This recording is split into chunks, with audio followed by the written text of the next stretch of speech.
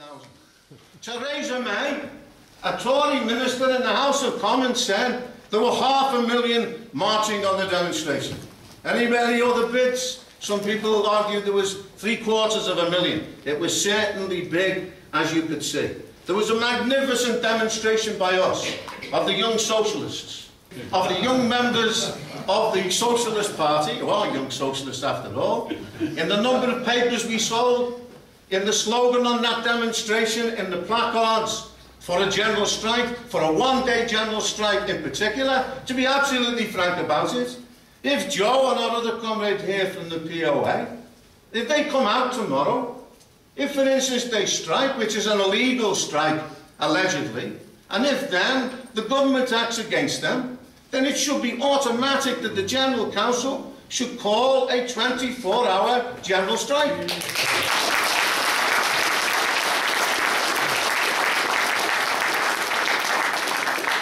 But all of us know that Brendan Barber and the TUC will not do that. We will have to put enormous pressure.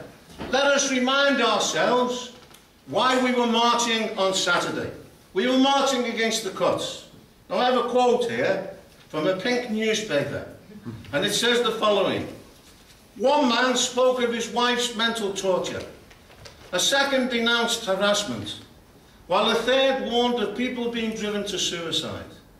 They might have been describing life under an Arab despot. They were actually speaking of everyday experience for some in Burnley in Lancashire. That's the reality facing the working class in Britain today. People will be thrown out of their homes in inner London and other inner city areas. We're going to have social cleansing, a repetition in the modern era of the Highland clearances when the crofters were thrown out of their homes in Scotland and replaced by sheep. They won't be replaced by sheep in this case, but by the rich who can afford the sky-high rents that will be paid. The NHS is going to be effectively denationalised, and that is one of the greatest conquests of the British working class. It wasn't given to us, it was conquered by previous generations coming out of the war, the soldiers coming back from the war who said, we are not going back to the 1930s. And they put pressure on a Labour government then that did carry out 1/4 of a revolution. What are the heirs of this Labour Party doing today? Alan Milburn yesterday came out and said there was some merit in the proposals of the government in relation to the destruction of the NSS itself.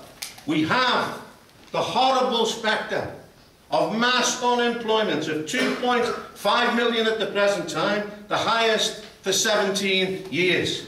We have the situation where, for instance, in Glasgow, there are 48 people who are going for one vacancy in parts of Glasgow. It's a myth that if only you train, you can get a job in this kind of society itself. We have the crime of youth unemployment, and in that sense this demonstration is important for all sections of the working class and the labour movement. Look what happened in Spain and Portugal in the last couple of days. In some parts of Spain, the overall figure of unemployment is 35% for young people. In Greece, it's not far over that, or not far away from that. We had a demonstration in Lisbon of 200,000 young people. They call themselves the desolate generation. This is no country for young people. If you like aping that film, there's no country for young men. That is the prospect. 100,000 workers demonstrated. And what the ruling class want to do in Britain is open up not a class war, but a generational war between the older sections of the working class and the youth. It's a conscious policy, black against white, ethnic divisions and so on, because of their incapacity to solve the problems today. We have searing cuts. We're only at the beginning here. If you look, and that's not just we're talking about the future here, already up to December, the actual employment in the civil service was 27,000 down from a year earlier. In local government, it was 132,000 down. So the cuts are taking place now. This demonstration should have taken place 5 or 6 months ago. But if it's the end, despite our marvellous example on Saturday, they will get away with it. We have to come forward with a coherent programme. And what is that? The General Council shouldn't be waiting for a month. They should be convening this week or next week in a Council of War. They should set the idea of going to all the unions and say, how can we organise together a 24-hour strike, not just of the public sector, because of the privatisations taking place. It's also the effect it has in the private sector as well. If you can't do that immediately, why aren't you organising a national demonstration during the week, not a parade on Saturday, of trying to organise the resistance of working class people? We say to the unison leadership, 2 strikes have taken place in the last 48 hours in London. You should ratify the desire of workers to come out on strike, not act as an enormous fire hose trying to hold back the movement of working class people, which is what is the case at the present time.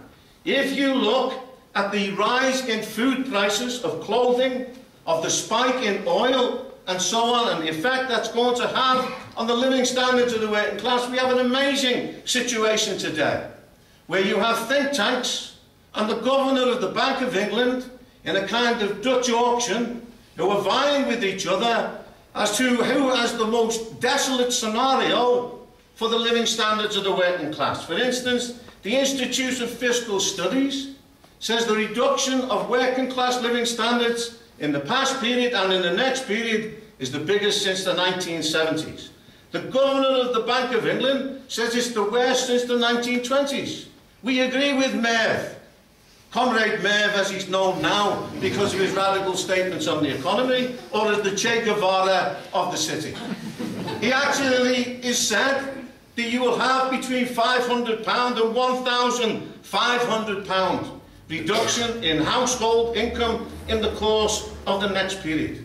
We have to ask ourselves, and it was not posed unfortunately. I listened to the speeches, and we made a few speeches ourselves on Saturday. I listened to the speeches made in the park by Miliband, by Len McCluskey, by Mark Savoca, by Dave Prentice of Unison and so on. And in those meetings there was no explanation for working people of why this catastrophe is taking place at the present time. Lenny McCluskey of Unite made a good speech in general.